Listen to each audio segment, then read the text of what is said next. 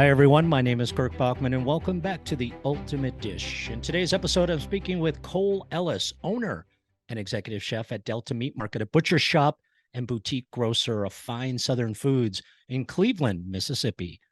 Cole was nominated as a semifinalist in the 2017 James Beard Award Best Chef South, and the Delta Meat Market has been recognized for its butchery program, Bon Appetit, Delta Magazine, Garden and Gun, Southern Living, and more. Cole Ellis spent 13 years in Charleston and Nashville under the tutelage of Tom Colicchio and Sean Brock, and he worked in some of Charleston's most acclaimed kitchens, such as Magnolia's, Hominy Grill, and the Carolinas, as well as Vosie's Pub and the Tides. Join me today as I chat with Chef Ellis about collaborating with like-minded chefs, hosting off-premise events, and his passion projects. And there he is. Good morning, Chef. How are you, buddy? Great. Thanks for having me on, Kirk. I appreciate it. Absolutely. Told you I'd be out of breath. You've got a lot to unpack there. That's been one heck of a ride so far, right? It has, and you can't really do these sorts of things without surrounding yourself with great individuals, and super thankful for the staff that I have and the opportunities that, diligence and hard work have created in our industry. I love that. Well said. Well said. I mentioned in the intro though, passion project. I'm looking over your right shoulder, see a ladder. So I'm thinking there's a passion project going on back there. Are we doing some building? Yeah, I dabble in a little bit of carpentry. I've been building some bookcases on either side of my fireplace. I could see that. That looks beautiful. Yeah, really nice. Thank you. Yeah, Appreciate it. very cool. Hey, before we get going, and there's a lot to chat about. You're down there in Mississippi. We know that that area of the country was pretty well impacted over the last couple of weeks with Hurricane Ian. I trust and I hope and I pray that everything's good with you, your family, the employees, and in the area that you're in there in Mississippi.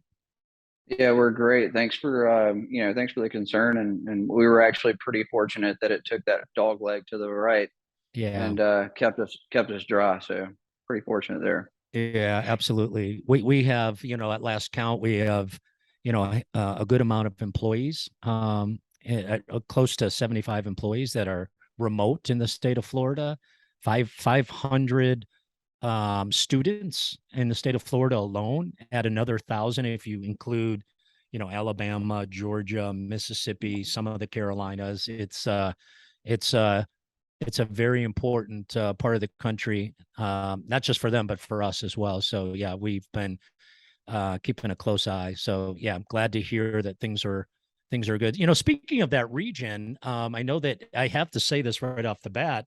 It's such a small world, right? So you went to culinary school at the Institute of Charleston. I've been friends with the director there, Chef Michael Carmel, for over 20 years. And I can't even believe, through all my travels and, my love of food and different restaurants, I have never been to Charleston. And my wife and my friends and others tell me it's absolutely spectacular. Is that pretty true? Absolutely. Speaking of a lot to unpack, I mean, I can't believe that you haven't had the opportunity. And when you get there, trust me, you'll have to do it. When you get there, make sure you reserve plenty of time. Great Yeah. restaurants, tons of history, and the culture and the people are just, I mean, they swallow you up. It reminds me the most of the Delta, the characteristics and, fellowship and all the things, attached to the food and beverage industry have blossomed there over the past few years. And honestly, had I not met my wife in one of the restaurants, I would still be there. Would you? No, I love it. I love it. We had the good fortune of being in Nashville as a company last year, and dined with Sean Brock, and we'll get to Sean in a minute. And same thing here. We stayed at a really, really cool place in Nashville, and we toured Nashville like everybody does. And I mean, it's like a giant hug walking around with lots of fun, music, drink, and food every step of the way. So And yeah. that's certainly one of the reasons why we chose it on our next landing through this, this tour of life. Nashville was great to us, and also miss it. Go back as many times as possible since it's relatively close. That's great. That's great. Let's talk a little bit about you and where you're from, Cleveland, Mississippi. I can't even make this stuff up, Chef. This is a true story. I get to work this morning and I run into an individual who's doing what we call a shadow. So many students before they start school, they'll come to the school and they'll just hang out. They'll just hang out in the kitchen, get to know some people, get to know the staff, and just make sure it's a good fit, that sort of thing. So I run into a gentleman today. His name's Kevin, and he caught my attention because he's got this T-shirt on that says "Herd Chef," and it's a knife and it says "Herd Chef," and I'm like, do you work in the industry? I mean, I love your T-shirt. And he's like, yeah, I'm doing a shadow, and I'm like, where are you from? I could tell immediately he's got a southern drawl, right? And I'm like, where are you from? And he's like, I'm from Cleveland, Mississippi. I'm like, you've got to be kidding me. Somebody's punking me. This can't be happening. So we had a great chat this morning. He goes back quite often. He's living, a little further down the road right now. But yeah, he knew about your place. And yeah, we had a really, really nice chat. Just goes to show you that it's a super small world. But what about you? So tell me about Cleveland, Mississippi, and why you landed there with just an amazing concept. And how's the community treating you? Yeah. It's great. Well, kind of one of the things that put us here was I'd said before I met my wife in Charleston, and she had this need and want to kind of get closer to home. So she being from Jackson, Tennessee, we started looking around for places. I was biting my lip the entire time, wondering why we were giving up this amazing place that we already currently live. And it kind of came together as kind of a tour at first. We started kind of going around and checking out Birmingham because Frank Sin had always been someone I'd idolized for years. And we had also checked out North Florida, a few places, trying to get that resort kind of job. But I'd almost kind of, had enough of that, the country club life. And I kind of wanted to try to, get my first, like, I guess, real management position. I'd been sous chef at Magnolia's, but kind of get, management under my belt. And I staged at the Hermitage Hotel in Nashville. And those of you that don't know, I mean, the Hermitage Hotel is already soaked in history, and kind of fell in love with the staff and met Tyler Brown. Tyler Brown and Sean Ruck had been working together for years and years at Peninsula in Charleston. Sean was actually previously the chef at the Hermitage Hotel before he had moved to Charleston and opened McCrady's and the conglomerate of other businesses that are there that were once under his umbrella. And falling in love with Nashville was pretty easy at the time. We're talking about like 2000, late 2005, 2006, and it hadn't bustled and grown into what it is now. I kind of make the joke that I'm tired of these culinary marvels following me everywhere I go, because it's kind of the same situation in Charleston. Johnson and Wells was there, and I'd always had the need and want to try to pursue that after going to school at Mississippi State. And I got there, established residency, and then realized I had found a home with, Culinary Institute of Charleston and Michael Carmel. And it was, it was kind of a no-brainer for me. School was paid for through the state as long as I maintained the right grade point average. I should be a doctor, as many degrees as I obtained, but what'd you study at Mississippi really State? I studied accounting at Mississippi State. Oh, great. Yeah, and I had that moment. It was like, I don't think I can sit behind the desk the rest of my life, and I wanted to make that change. I'd been cooking my way through, a few restaurants there in high school and there, and then it kind of grew to a passion. Well, anyway, so after I was kind of, faced with an ultimatum, I won't put it that harshly, but let's be real. And I landed on Nashville and just found a home there. It was great. It was amazing, an opportunity to have a limitless growth at this hotel just, I mean, it was unsurpassed. We had the opportunity to open a cattle farm. I mean, a garden, a 66-acre garden on a historic land trust property. Later, we opened 250-acre cattle farm, and it gave me that opportunity to kind of have a different relationship with my food. And it spoke to me. Like, I didn't mind, in the beginning, I didn't mind getting up at 5 o'clock in the morning, working in the garden, harvesting, getting ready for my evening shift. And it was everything I wanted from, the beginning of my culinary career. I've got a comment and a couple of questions too. I want to back up a little bit. I love I too went, to a state university before I went to culinary school and all that. And so I want to talk about that a little bit and how that sets you up in a different way than perhaps others when you went to culinary school. My vice president of academic affairs here at Escoffier did exactly the same thing as you. Went to school, got a degree in accounting, and then followed her passion into the culinary field. Were you a different student than you think you might have been in culinary school had you not gone to MSU?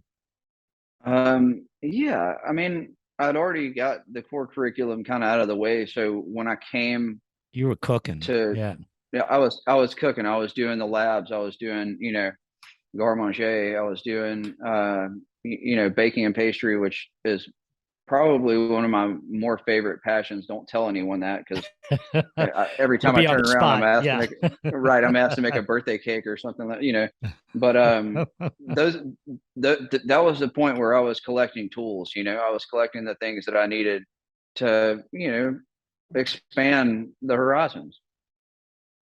I love the collecting tools. I'm writing that down. What do you think it is? And a lot of this is off script because it's just really perking my interest. So, we've got you on the show. We got to meet Sean. We had Eric Neal on the show a few months ago. What is it about the South where and all the stories are similar, right? It's all about, great cooking at home, great community, great friends. You mentioned the 66-acre farm, so much opportunity. Do you think that has a lot to do with then, opening a restaurant and just sort of manifesting what you already know for the larger audience, experiences that people might not have had themselves in their lives, right? This idea of just country home, simple cooking presented in an elegant, beautiful way with great staff that's, listening to your every need. Is that the recipe? I don't want you to give me the whole recipe, but is that the recipe for success? Simplicity? I certainly believe it is. I mean, and I'll speak for myself here, but I'm always chasing that dream or that experience of trying to recreate the things that were most memorable around the dinner table. I hate to say that, like, a lot of times we show love with food, and sometimes that's a good thing, sometimes that's a bad thing, but most of the time you create culture from it, and that culture, it bleeds across the area that we live. Like, everywhere that I've followed and pursued have just been, the ultimate. I mean, it's what we were looking for from life, and how we wanted to create it and share with others is beyond basic. I mean, it's something special. Yeah, it really is. It's in your DNA. Were you talk us to us a little bit about you're growing up. Was food super important to you and your family? And did you get inspired at a young age? I did.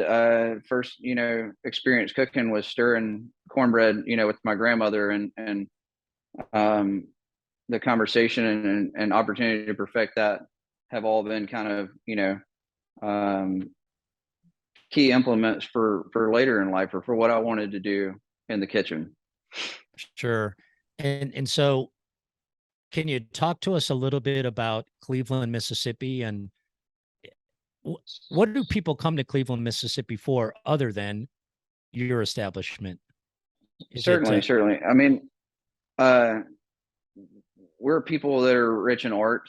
I guess maybe you could say that we have a little more time on our hands. So we're filling that with, whether it be painting, music, cooking. I mean, photography. Like my brother's a photographer, in DC. Like it's just these are all things that I guess have adapted us for the rest of the world, or for other things, or to put us out there and set us apart.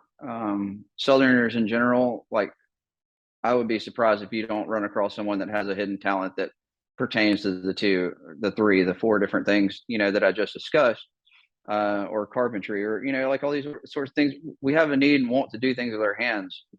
I don't remember playing inside as a kid. I remember playing outside. Oh, I love it. Yeah. So like we're it's bred into us. It's certainly part of our DNA. Yeah. And we appreciate it, embrace it. One of the biggest things people come here for, we are home of the blues. We're home of the birthplace of America's, first music. Music. Yeah. Same thing with, yeah.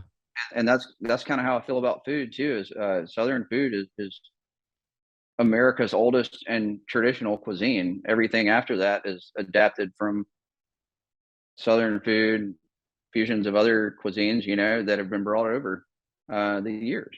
Yeah, so well said. Well said. Chef, I tend to love the stories that great chefs share about working with other great chefs, right? Mentors and that sort of thing. So you've had this incredible fortune, and now others have that fortune with you.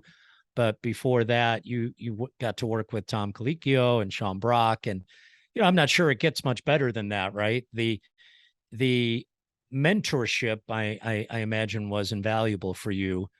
Absolutely. And you pay a price there too. Well, that's where I was going, right? So many of the chefs and people that I have the honor of speaking with praise their mentors, not necessarily always because they provided exclusive one-on-one time, but also because they allowed them to be part of the team, to see how greatness is achieved, right? How excellence or perfection is achieved. I guess two-part question. What was your experience, if you can speak to it, like with these icons? And then how does that translate into you and how you translate those lessons to people that you're mentoring? Well, they certainly played a key role in my work ethic. I mean, you have to dedicate yourself and time and energy, and you have to make a lot of sacrifices in order to be able to do that and achieve your goals. I mean, if your goals are opening the best burger restaurant in the world, you might need to eat at some great burger restaurants and see what people talk about, what what transpires there. And that same experience can be had online at a high-end restaurant. Same thing can be had at a meat and three. It's just about your dedication, and what you put forth will define the end result. Is there anything, and I ask some of these questions because these are the questions that students ask a lot. Is there anything that you would do differently from an advice perspective, or did you lay out your plan and pretty much, stay disciplined and that's what I was going to do, or would you do anything different? I stuck to it. Naturally, you always regret the amount of sacrifices that you make, and I know I keep using that word, but you see your friends, going out for the night, but you have to be up for breakfast shift, or, like you want to go to a friend's wedding, but so like 6 other people are off that day, and you're the last to request. Like, there's a lot of those things that in this industry will chew you up and spit you out. And if you're not willing to make those, those sacrifices, the setbacks could be a little bit greater. Sure. I was reading up and doing a little bit of research before we chatted. And one thing, I don't know if it's just serendipitous or by design, but I love when I read about the Delta meat market, that butcher shop is typically the headliner, followed by restaurant, bar, catering, off premise, that sort of thing. And you've been recognized for your food service as well, keyword service. And I love that. Can you speak a little bit about the Delta food market, where that idea came out and where it's going? Well, the name itself was to try to lure in, the locals and place. Oh, meat market. Okay, cool. We're at a period of reinsurgence of the butcher shop, and I know it's taken a really large online presence, which isn't great for people like us, but it still carries the voice or what the end product is intended to be. Um, we wanted to try to open up a place that was welcoming for everybody and approachable for all. We wanted it to be great service, but and nice food or things that you wouldn't normally see around here. But kind of like a dressed down atmosphere and a really laid back, fun experience. Has it changed the complexion of Cleveland a little bit? Have you seen other entrepreneurs trying to pop up with similar concepts? I believe it has. We certainly aren't original in any sense, but we try to put our interpretation or our spin on things that are familiar or recognizable.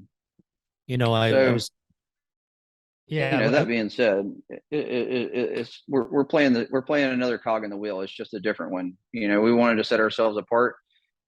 First thing we did was we never bought a fryer, so we wanted to fry chicken. We wanted to do things like that.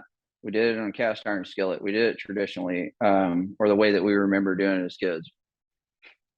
I absolutely love that. You mentioned the word recognizable. People like to be comfortable when they go anywhere, right? Whether it's the Absolutely. grocery store or sitting down and having dinner with your folks.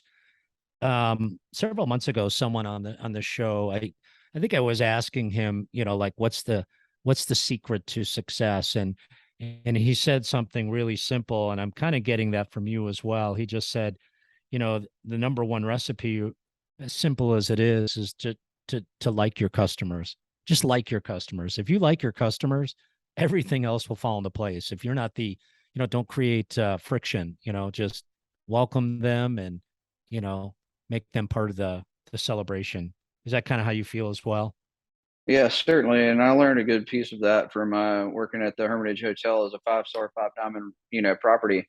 You don't use the word no. And that's kind of, what I try to explain to staff is like, sure, even if we can't do it, let's explain reasonable expectations. Let's say, oh, you want, French fries. Well, we don't have, fryer, but we can fill it up with oil, fill it up with oil. We can cut potatoes. It'll take this long to do. We didn't tell them no. We just gave them a list of expectations, to prepare themselves for. We can do it. It might take an hour to do. We'll do it. And that's kind of what people want to hear. No one wants to hear, I don't know, or we can't right now, or, so we just try to manipulate that into, you know, the experience. No, that's brilliant. Yeah, no's a tough word, right? And it makes it difficult to move on. I love that approach. I understand too that you're a big fan of collaborating with like-minded chefs. So, for some chefs, maybe many chefs, they create their menus sometimes in solitude, right? The mind gets to working and they pull from their own experiences, their travels, local ingredients, social media, the environment, of course, and then they eventually share their curated menu with their team, and then team pushes that out. What's that experience? Let's just say collaboration with like-minded chefs look like to you, particularly around menu design? Is that something everybody's involved with, or is that kind of your Yeah, focus? and that's kind of how the food side of it started at the meat market is like we would huddle for as a team and just kind of talk about the things that we had available. When we first opened, we were only whole animal butchery. So, you have a lot of utilization of offcuts or ground beef or, like different things that you just have to kind of, you know, be aware of and know that coming down the pipeline, we've got to do, XYZ before it spoils or before, the worst thing in the world to me is ever shoving it in the freezer. Yeah, That's yeah. the last resort. That's where everything goes to die, in my opinion. But so when we started out, we would do like 2, 3 items on our menu and it would rotate constantly. So every week, sometimes in the middle of the week, we would change depending on the success of the dish. and it kind of gave us an opportunity to play with food and to be excited and do a lot of research and educate ourselves, which is another big process in the culinary arts world. Like if you're trying to pursue these, this is a career, a lot of this falls on you as the individual, and like to see that grow. Yeah, it sounds like everybody's got a chance to be a part of the process, which serendipitously and almost organically creates the buy-in. Yeah, yeah, Absolutely. that's excellent. Are there any I'm prying here. Are there any really cool collaborations that you're particularly proud of that you can share? For years and years, we used to do the Tamale Festival with the Straczynski boys and Julia Reed before she passed.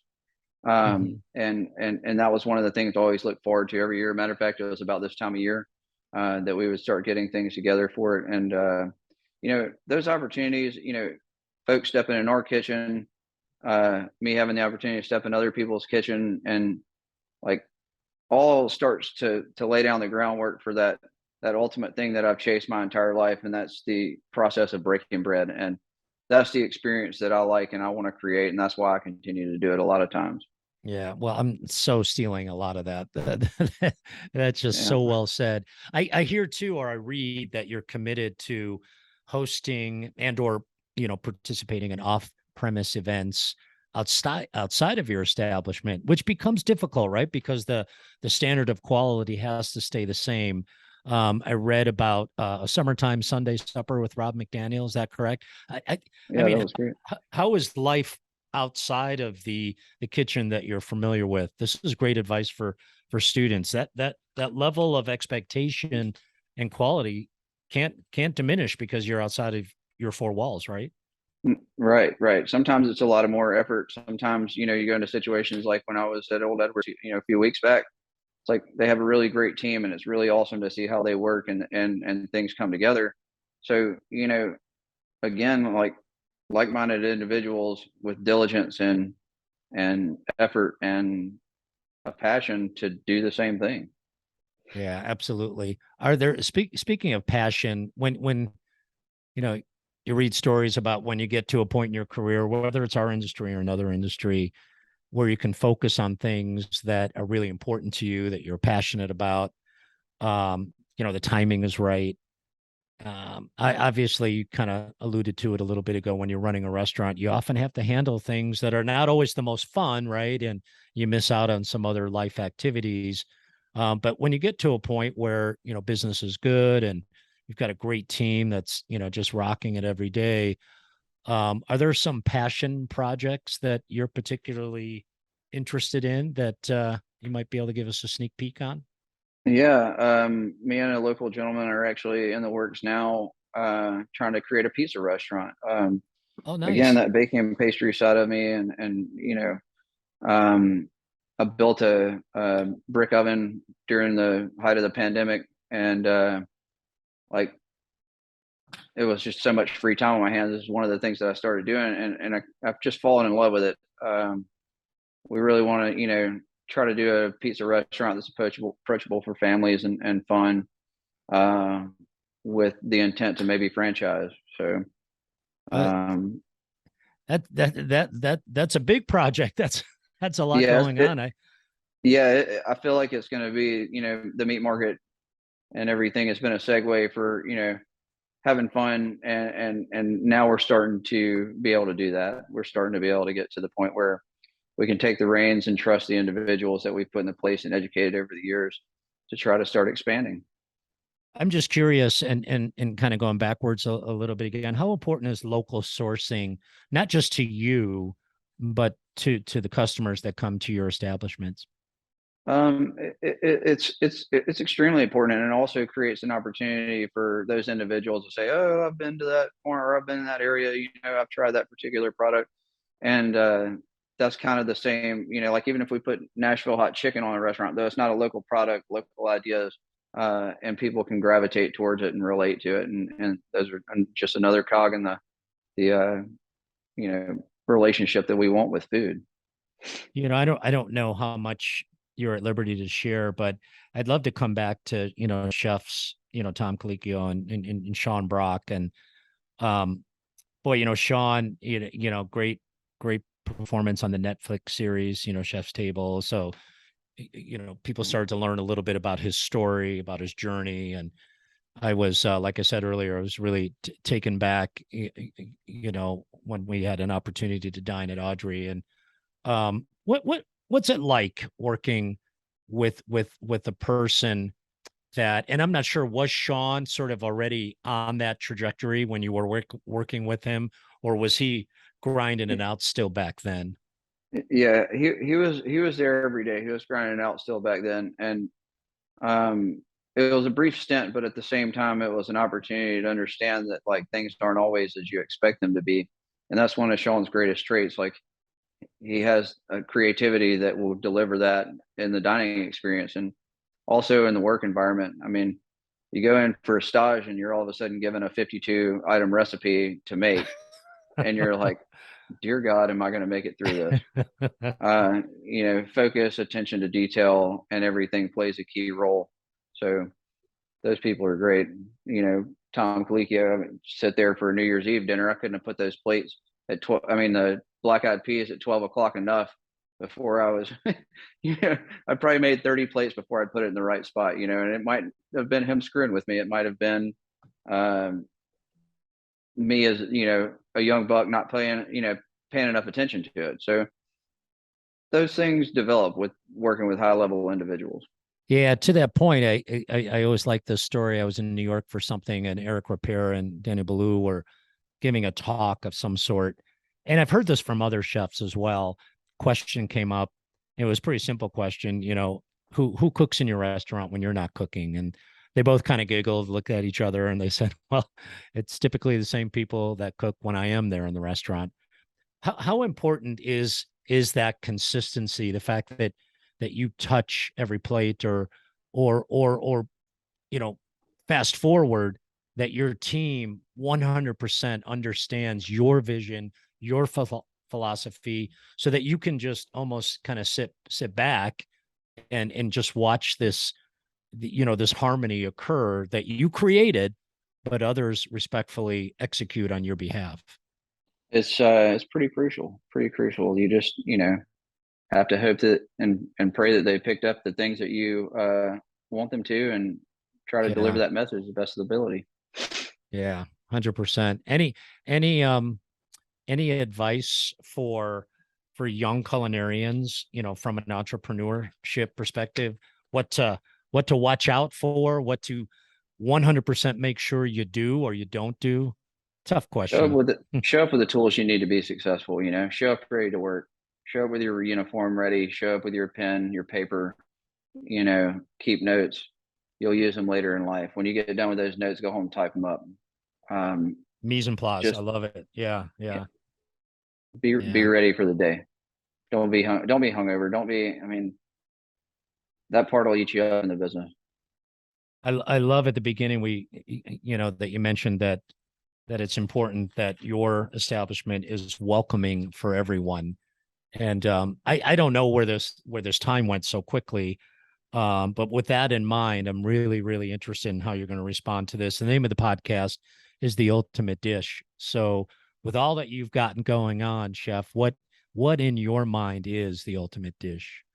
The ultimate dish is, like I was just saying, I mean, it's preparation, and it's making sure that it's not one particular dish, in my opinion. And we change our menu so regularly. That's what we try to provide, is that it's the experience, not the dish, but those things bring them all together. The time, the effort, the energy, and constant focus. I love will set you apart. Constant focus. Absolutely great advice. Great advice. Chef, thank you so much. So much good luck and future success. I love chatting with you today, and really, really appreciate the time. And I hope the projects come out really nicely behind you. Great. Yeah, I'm almost done. Almost there. Love it. Love it. Thanks again, Chef. Thanks. And thank you for listening to the Ultimate Dish Podcast, brought to you by Auguste Escoffier School of Culinary Arts. Visit escoffier.edu/podcast, where you'll find any materials mentioned during the podcast, including notes, links, and other resources. You can also browse other episodes and subscribe.